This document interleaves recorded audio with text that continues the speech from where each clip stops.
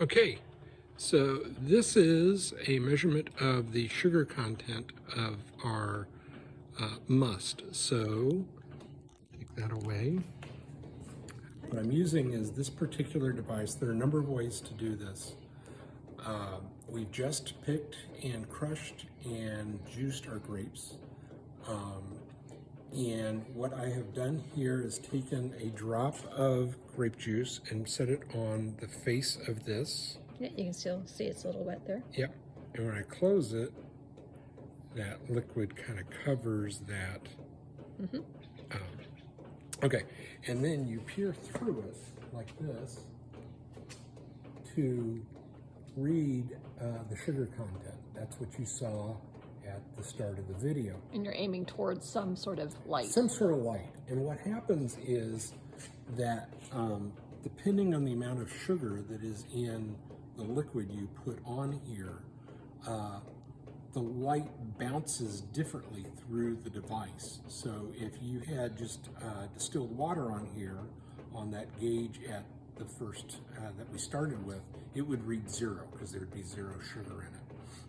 The more sugar that is in your must, in your juice, the higher that goes. So in this case, what we have is about a 17.5 Brix.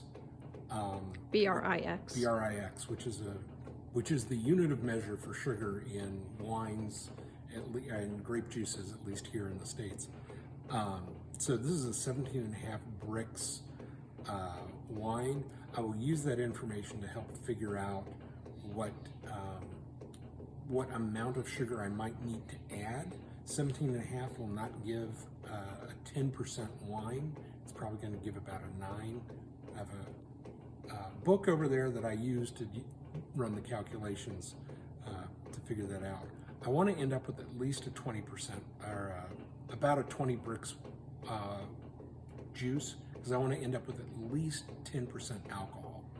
Once you get to 10% alcohol, it preserves itself, which is really why wine started in the first place. It was a preserved way to drink healthy water. So if you end up with something lower, that's a little less certain. If you end up with higher, which is what most people get, we end up with under-ripe grapes for some reason here. Then you can end up with Brix in mid to high 20s, and you end up with wines that are 15, 16, 17% alcohol, depending on what you got. Okay,